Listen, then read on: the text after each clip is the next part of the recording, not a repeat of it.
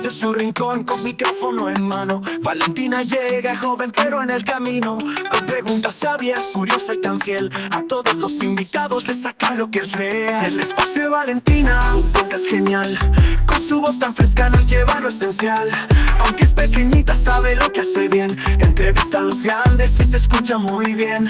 Con solo unos años. Hola exploradores, bienvenidos a un nuevo episodio del Espacio de Valentina conversando con expertos. Hoy tengo el privilegio de visitar a una figura que no solo administra la ley, sino que modela el significado de la justicia en nuestra ciudad, el doctor Francisco Huber. El doctor Huber no solo es un distinguido académico y docente, sino también un experimentado magistrado del Tribunal Superior de Justicia. A través de su vasta trayectoria, él ha estado en la primera línea de las decisiones que impactan a la vida de millones de personas en esta compleja metrópoli que es la Ciudad de México. Bienvenido, doctor. Hola, Valentina, ¿cómo estás? ¿Qué le inspiró para estudiar Derecho y más adelante convertirse en magistrado? Fíjate que yo, a diferencia de la mayor parte de las personas que siempre tienen dudas a qué se van a dedicar cuando eran chicos o incluso cuando llegan ya a punto de decidirse respecto de su futuro profesional, yo nunca tuve ese problema porque yo desde niño, a diferencia de lo que pasa en la mayor parte de las casas de los niños, en mi casa, en lugar de que mi papá me contara cuentos, me contaba la Ilíada, me contaba la Odisea, me contaba puros textos clásicos. Y él, que es abogado, él siempre ha sido una inspiración muy grande para mí. Y entonces yo siempre quise dedicarme a ser abogado. Ya después de que me recibí y que empecé a dar clases en la facultad, porque yo empecé a dar clases en la Facultad de Derecho de la UNAM a los 24 años, yo venía ya a los juzgados, a los tribunales, y veía las listas de magistrados que se habían designado. Y entonces, desde esa época, desde que tuve 24 años, una de mi meta en la vida siempre fue llegar a ser magistrado. Uh-huh. ¿Y recuerda algún momento decisivo en su vida que lo haya llevado a elegir esta vocación, como ya nos comentó? Pues como te digo, desde niño el hecho de estar imbuido, influenciado de mi padre, de su trabajo, de ver cómo resolvía los asuntos, de cómo trataba a los clientes, todo lo que trabajaba, de lo que se hablaba, pues desde esa época, pues siempre fue mi intención el convertirme en abogado. Uh-huh. ¿Y cómo describiría el labor de un magistrado a alguien que no está nada familiarizado con el sistema judicial? Fíjate que es muy sencillo porque cuando tú tienes un problema con alguien, Uh-huh. como se llame el problema que tienes dos opciones. Agarrarte a golpes con esa persona, que esa es la primera opción, y eso tiene un nombre. Eso, fíjate, que se llama ley del talión, que tú seguramente has escuchado y que es ojo por ojo y diente por diente. Pues esa es la ley más antigua de todas, agarrarme a trancazos con el tipo que no está respetando mis derechos. La otra opción que yo tengo es acudir a un juez para preguntarle quién de los dos tiene la razón en este problema que tenemos. Y una vez que se lleva el juicio ante ese juez, si yo no estoy de acuerdo con lo que ese juez resolvió en mi asunto, en mi problema, entonces puedo recurrir a un juez superior para que revise lo que hizo ese juez. Esos jueces superiores son los magistrados. ¿Y qué significa para usted impartir justicia en una ciudad tan compleja y diversa como la Ciudad de México? Pues mira, impartir justicia en cualquier lado, no solamente en la Ciudad de México, es una labor muy delicada, porque en nuestras manos, en las manos de los juzgadores, tenemos la libertad de las personas, tenemos la tranquilidad de las personas, el patrimonio de las personas. ¿Qué es el patrimonio? Todos los bienes que tienen las personas. Entonces, una decisión de nosotros afecta gravemente, somos el único poder que verdaderamente afecta directamente a los ciudadanos, porque nuestras sentencias van a provocar un cambio radical en la vida de todas las personas que vienen a pedir que les ayudemos a resolver sus asuntos. ¿Y cuál es el mayor reto que enfrenta un magistrado al tomar decisiones que pueden cambiar vidas?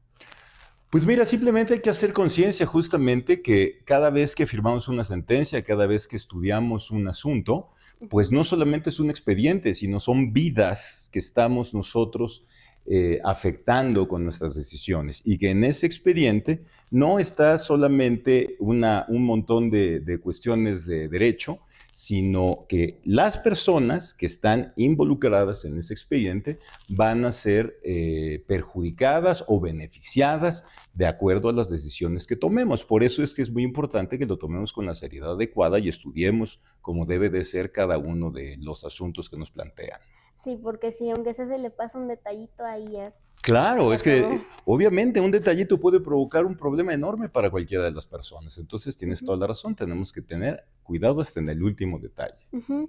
Y en su experiencia, ¿cuál ha sido el caso o situación que más lo ha marcado profesionalmente? Pues es que mira, son muchos, no es uno, porque conforme vamos nosotros resolviendo, una vez que terminamos un asunto, ese ya se acabó y viene el que sigue y el que sigue y el que sigue. Ha habido asuntos en los cuales hasta me han amenazado, hay asuntos, claro, hay asuntos en los cuales me han querido presionar, hay asuntos de muy diversas índoles, pero la verdad es que cuando uno asume este tipo de cargos, lo tiene que hacer con la responsabilidad de que no importa ninguna presión externa, sino que tenemos que resolver los asuntos de acuerdo a lo que la ley establece. Ujú. ¿Y cómo logra mantener la objetividad cuando las emociones o las presiones sociales están presentes en este caso?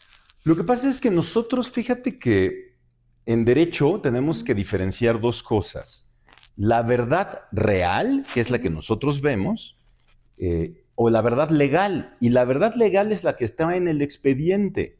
Nosotros no podemos atenernos más que a lo que está en el expediente.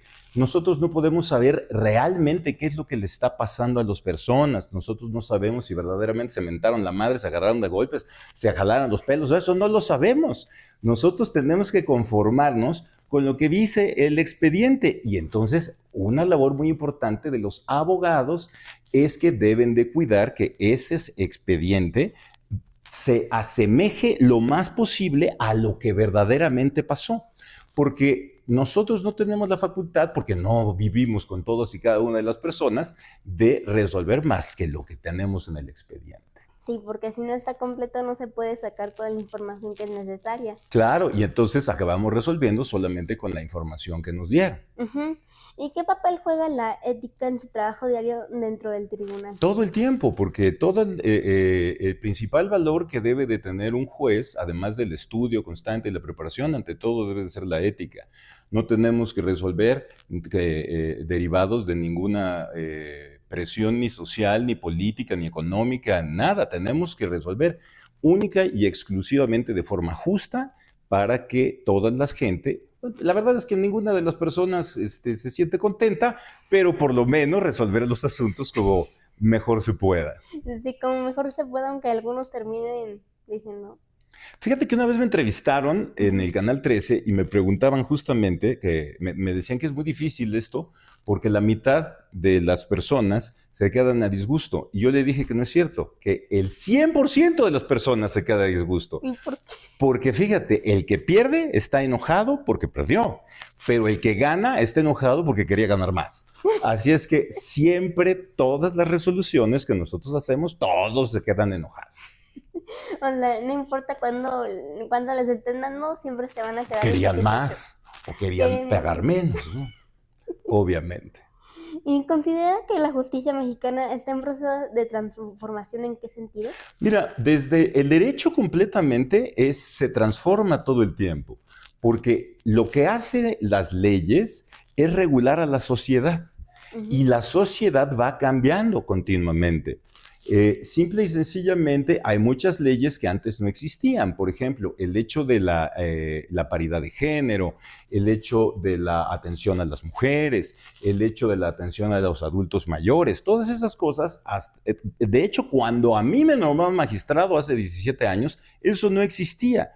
Y en este lapso tan corto, porque 17 años es muy poco tiempo en una ciudad o en una sociedad, pues ha cambiado radicalmente cómo se aplica la ley, el qué tipo de normas existen, el qué tipo de derechos se han creado.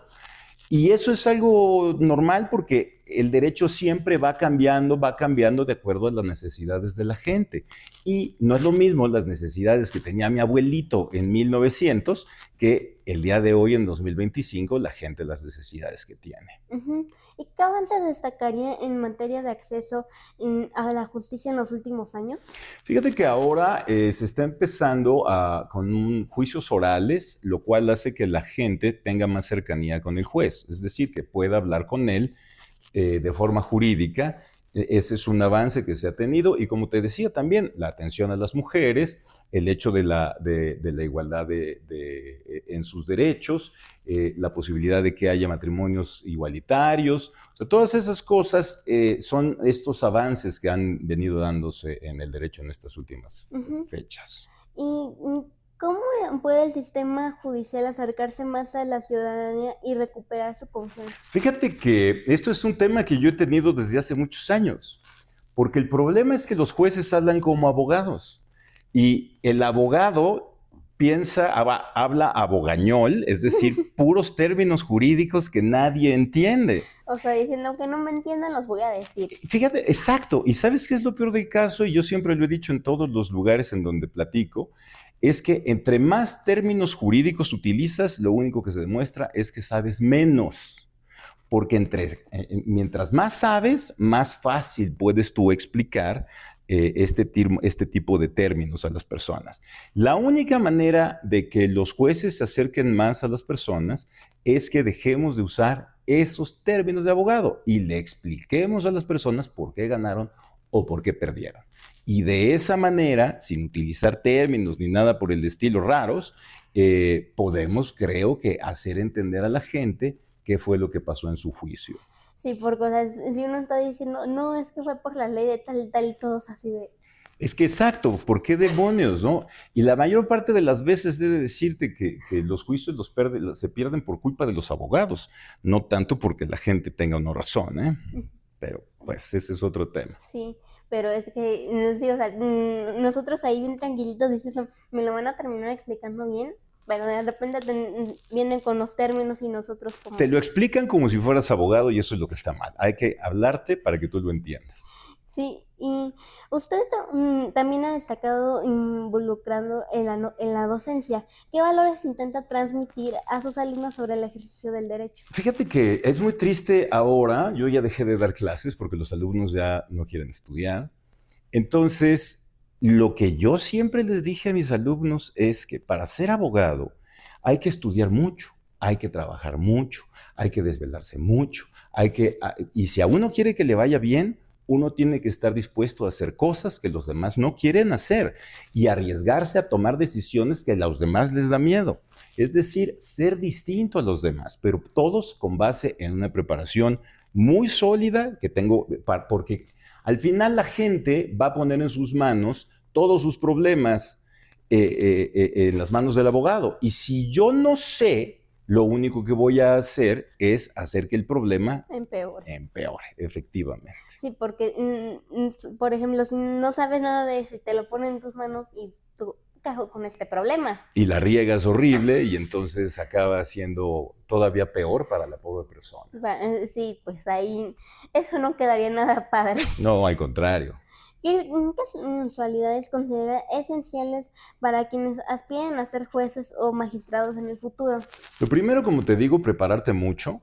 Prepárate muchísimo porque además te vas a enfrentar a juicios que son muy complicados, que son muy técnicos, que tienes que aplicar una diversa cantidad de leyes, de leyes internacionales también, no solamente mexicanas, sino también que el gobierno mexicano está obligado también a respetar estas leyes internacionales. Entonces tienes que tener un gran conocimiento, una gran preparación para poder ser juez. Y sobre todo, recordar, insisto, que cuando te ponen en las manos, cuando te presentan un asunto para que tú lo resuelvas, lo tienes que hacer con justicia, lo tienes que hacer sin ver quiénes son las partes, lo tienes que ver sin que aceptes presiones de ninguna índole. Entonces, aquel que quiera ser juez, que tenga claro que es un camino complicado, que es un camino difícil, y que todo el día es de estudio, que toda la vida es de estudio, y que es una carrera en la cual cambia tanto que nunca se deja de aprender. Ujú. Porque de un momento puede haber una ley y de repente tienes que aprender otra. Sí, porque las leyes cambian día con día. Ujú. Entonces, y como te digo, como la sociedad va teniendo más necesidades, la ley siempre va a cambiar. Sí, ¿y qué papel considera que tiene la tecnología en la modernización del sistema judicial y en la impartición de justicia hoy en día?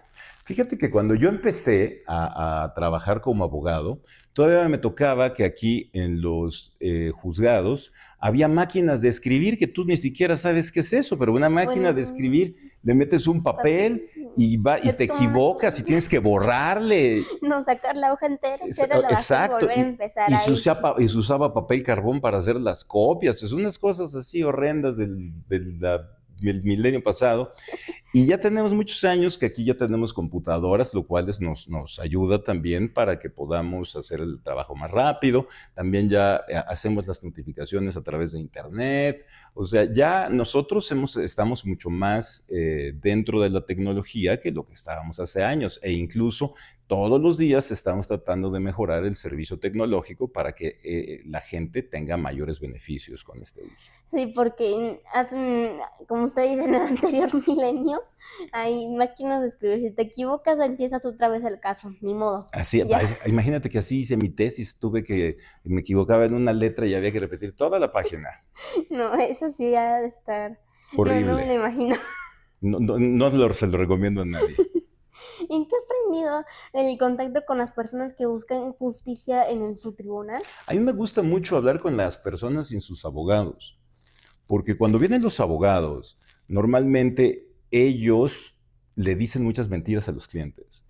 Y yo prefiero hablar con las personas sin abogados para saber verdaderamente qué es lo que está pasando, cuál es el problema. Y entonces cuando los recibo y los puedo escuchar, hay cosas que le brincan a uno y entonces lo tienes que revisar en el expediente para ver si efectivamente es como te lo dice la gente, porque también la gente, Llega a mentir. claro, porque yo no conozco a nadie que diga, yo soy bien pinche malo, yo no lo conozco, todos somos muy buenos. Entonces, cuando vienen aquí, ellos piensan que tienen la razón siempre y uno tiene que quitarse esas versiones como juez para ver verdaderamente quién tiene la verdad. Sí, porque si solo uno te dice, no, es que yo soy el que tiene la verdad y te dejas llevar por esa, pues ya. Es correcto. O esa persona era la mala y metiste a la cárcel o le descontaste dinero o algo a la buena o al revés. Así es, justamente. Y pues eso termina siendo de mal en peor porque Pues la gente, en aquí lugar de resolverle conmigo. los problemas, pues se los complicamos todo. Sí, luego va ahí como bucle diciendo, no, es que esto no se acaba, nada más la persona dice. Llevo años y años y años y no me resuelven mi problema.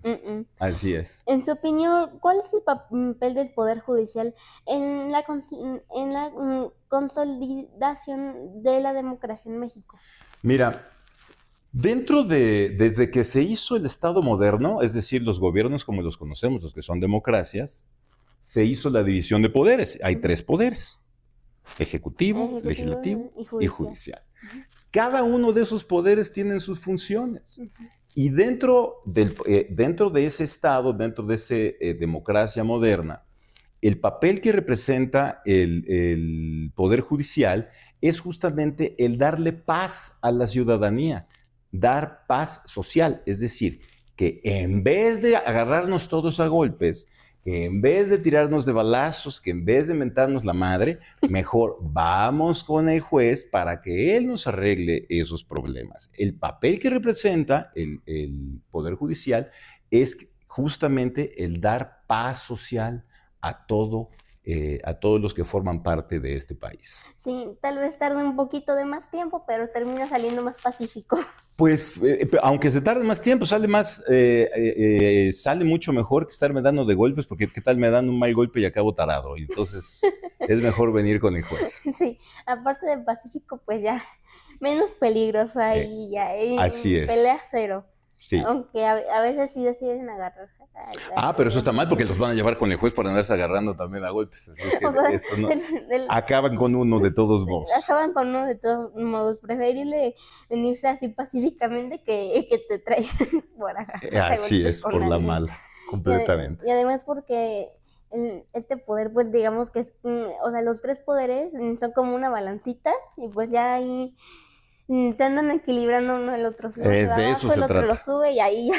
De eso se trata Ujú. justamente. ¿Qué mensaje le daría a los jóvenes que sienten que el sistema judicial es inaccesible o lejano, como también nos decía de las palabras que ahí todos decimos, no entiendo? ¿Me la puedes explicar en términos más simples, por favor? Yo te voy a decir que lo que le deseo a todas las personas es que nunca tengan que venir a un tribunal.